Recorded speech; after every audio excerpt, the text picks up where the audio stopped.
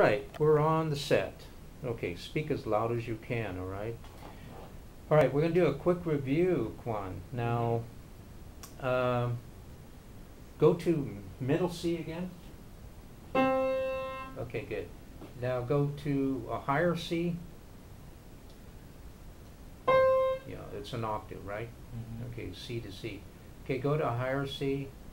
Okay, why is it at that range that is not your voice? Why? It's not how you normally talk, right? Well, it's a female's voice. Usually, Right. that would be a female's range Right. and her pitch. Now go higher again to another C. Okay, then go to a D. Next to it, C, D. Then higher E. Okay, most certainly. Now, when you hear that sound, do it again. Hit that sound again. Okay, again. Okay, isn't that shorter and Yes. not deeper? Yes, shorter. Yeah, shorter and deeper. The vibrations are Support. shorter. Yeah. Right. Now go to a low C, any low C. From middle C to a low C. Okay, lower again. Okay, see how that's longer and deeper? Yes, longer Okay. and deeper. All right, so a voice like that would be like Bill Medley. Now go up to the high C again. The high, any high, yeah, right. Okay, that's a soprano. That's as high as you can go. Okay. And if you go higher than that, then you're terribly amazing. You know. So go back down to another C, a lower C, an octave. Okay, and one more C. Okay, so that's pretty much a low alto. Now go to a middle C again. Okay, so from a low alto to a middle C, a low alto would be a female singing a low pitch. Now in the middle range, of course, that would be a male's voice. And higher than that would be like Phil Collins. Phil Collins has a very high tenor voice. Right. Okay, so now we got soprano, alto, tenor, lyric baritone, and baritone. Okay. So those pitches you have to, those qualities of pitches you should remember. Okay, now do you remember anything I said before? Well, I want to add that from the first meeting we had, everything goes back to the basics. Right. Okay, no matter if you've been in it 50 years, 100 years, everything goes back to the ABCs. Now, the reason why I wrote a chart over here, and let's see if I can fold it up to the best. Actually, I should have folded it up earlier, but these are some of the common put that on top of the piano there. Yeah, make sure it doesn't fall. Yeah, kind of, there you go. Or put your phone to block it from falling. Oops. Oh, yeah. Well, I should have set that up earlier. Okay. Yeah. Okay. So what do you see there? Let's see if I can zoom in. Okay. Push it back a little bit. Yeah, that way try to set it up standing in a better position. Okay, what do you see there? On the top you see usually people have these common problems, and it's lack of confidence. Right. You know, people just keep thinking that they can't sing, cannot, but they can. The other common problem is that people usually get tight when they sing. Okay. And the reason why people don't sound good because they're not compressing the air. Okay. That gets into an advanced lesson. So, and the other problem is people might have a hollow voice. Okay. And the other problem is they're probably pinched. Okay. and that's related to something tight. Okay,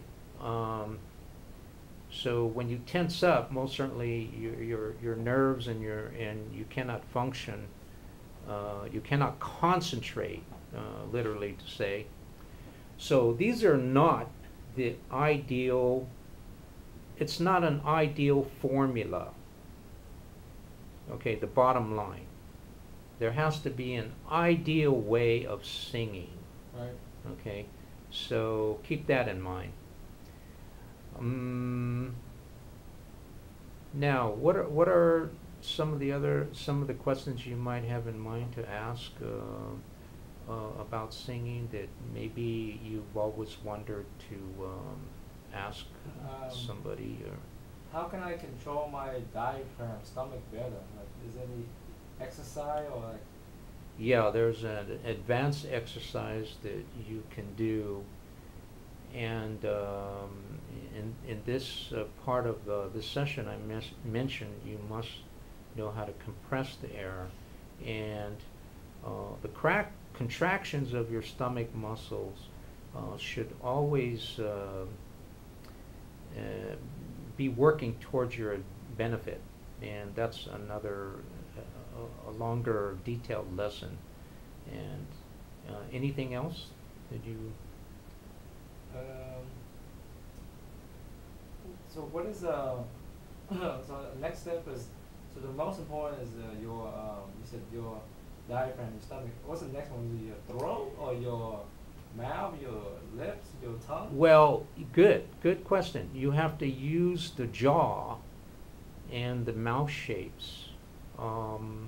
When you get advanced, you will immediately recognize a singer, what they're doing on TV, Wow. on video. You'll understand, and actually, they're actually giving you free lessons because you have this knowledge.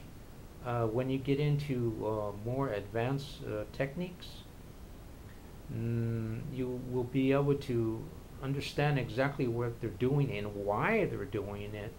And even if they don't say anything to you, you just have to be observing what these professional singers are doing.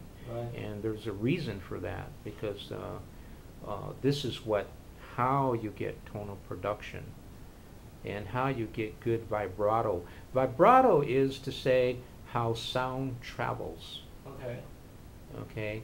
Now the reason why people are singing so good and so beautiful and making a beautiful tone is because they're not they're not doing any of those things that I mentioned in that sheet up there.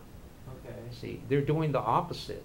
And again, let's go back to the piano. Play a C, D, E, F, G. Minor? Yeah, C, D, E, F, G. Right to the next C. Okay, did you hear the pitches, how they are a little higher than one another? Yes. You get it higher and higher. Higher a little than one another. Now press middle C. Okay, now put your thumb on C. Okay, now put your index finger on the E. That's, yeah, E. No, that's E. Oh, C. Yeah, Now skip one more keynote and play the next one. Yeah, good. Now play those three notes together.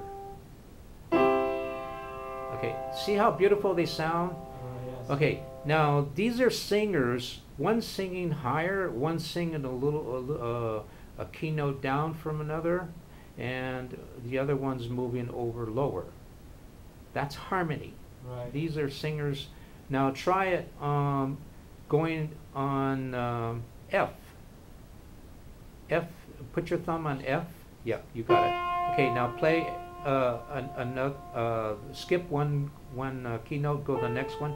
Now skip one more. Okay, now play that together.